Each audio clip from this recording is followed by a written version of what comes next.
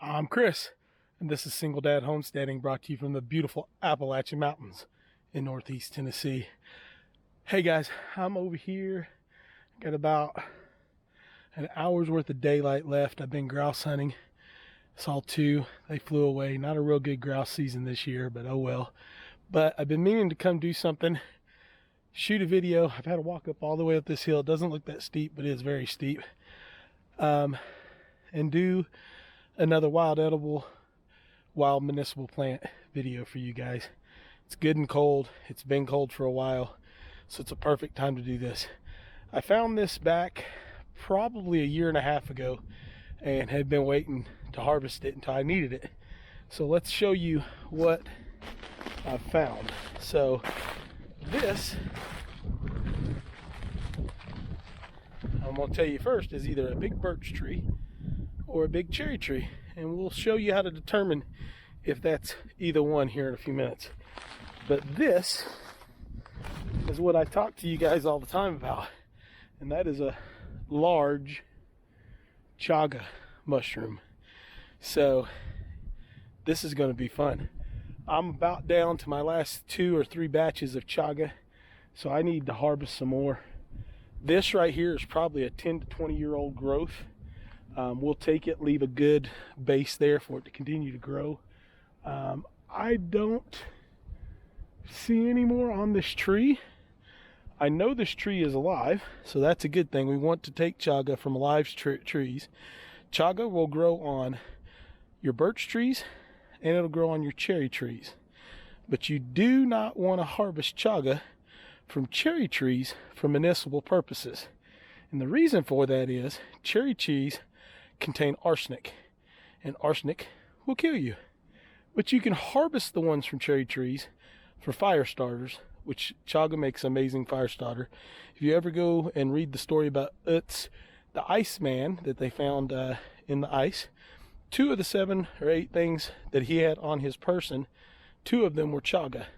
One was chaga in a fire starting form, or a transporting fire type situation, and the other one was in a form of a tea, so he could make teas and drink it and use it for municipal purposes and help with gut issues and insulin.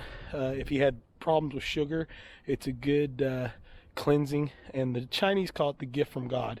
It's good for post-cancer treatment, things of that nature. I've got a whole video that I'll try to see if I can do this time, link in one of these corners or down below, that talks about chaga as well. But we're going to harvest this. I'm going to set you guys up someplace where you guys can get a good view, and I'll show you how to harvest this.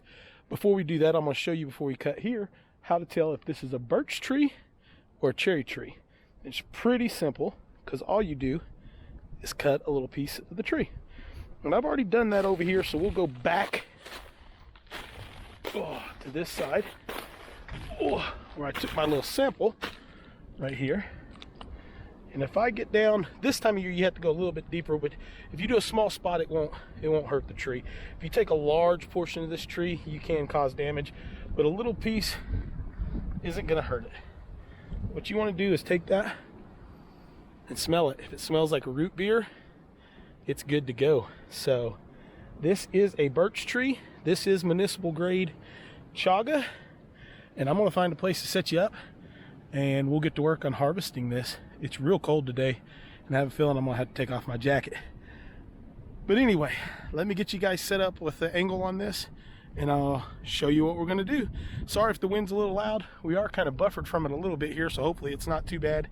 And maybe a squirrel will come out and we'll have dinner tonight too. So let me get you set up, and we'll be right back. All right, guys, I had to do a little bit of funkiness there to get that done. I hope you guys can see me here in the video. Well, we're going to harvest some of this chaga here. I'll lay my phone down over here, and probably need to grab my backpack. Ooh.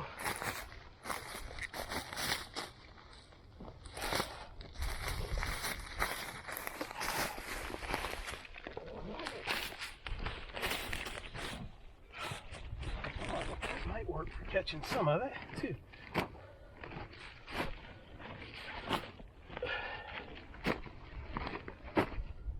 Okay, so Chaga's pretty hard to get off the tree. May actually have to find, oh, this one's not going to be bad. It's actually pretty good for these chunks. Put my knife back up now. I thought I was going to have to use it. What I'm going to do is I'm just going to break that. Now, let me show you guys. That's a heck of a chunk of chaga right there. You need to brush it off a little bit, but you actually want to use the black too. But let's look and see. I'll show you the gold. Look, see how gold that is? It's amazing. But that's probably about 1.5 pounds of chaga right there, and we're going to take the rest. Has no smell right now. It doesn't smell a little bit like dirt, but this will have to be broke up and dried. So that's a good piece to start off with. So let's get a backpack out here.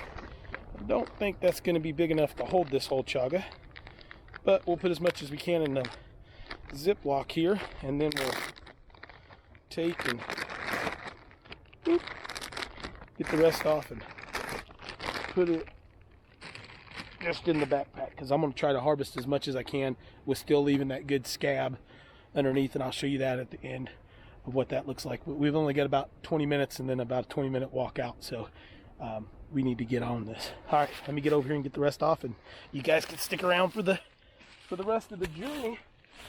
But you can see this is where the animals have been biting it off and using it. They know that it's good too. So let's see. Oh yeah. Oh. There's another good piece. Several ounces.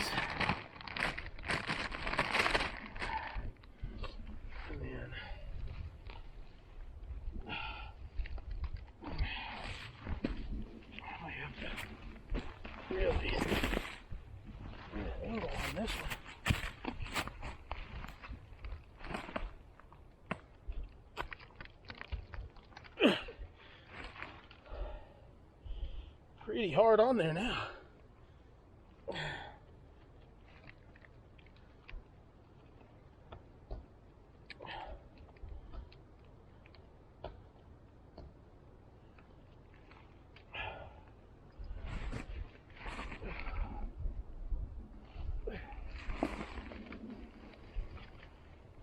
We'll use a little rock, Mother Nature's hammer.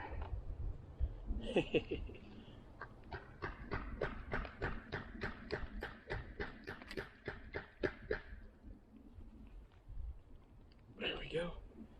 Sometimes that's all it takes. All right.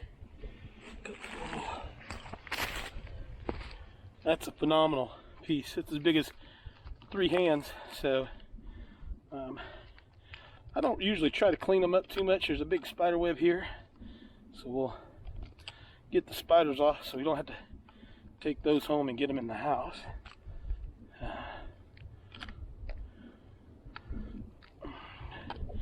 That's a great piece there. I don't know. Yeah, it isn't going to fit in the bag unless I break it. So let's set it right there. And then I might take this last little piece right here. And then we'll let the rest grow to get back to maturity.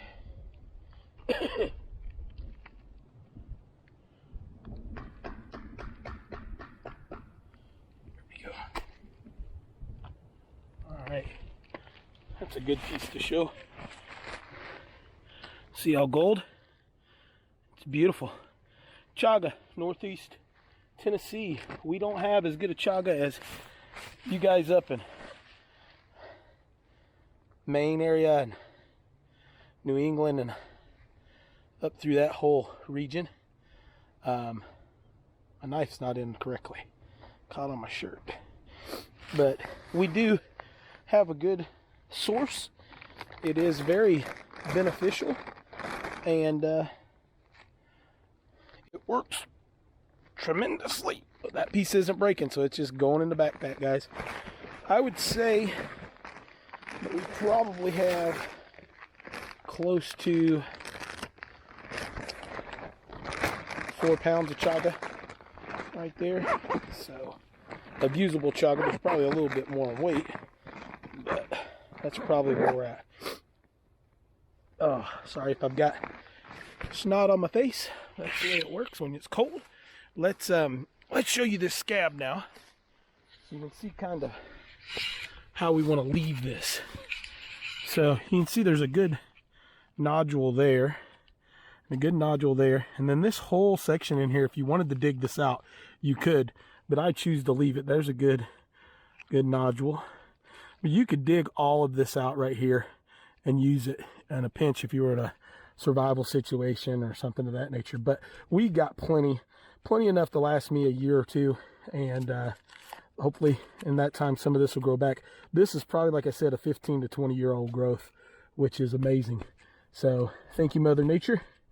Thank you, Jesus Christ, for all that you and your Father have done for us.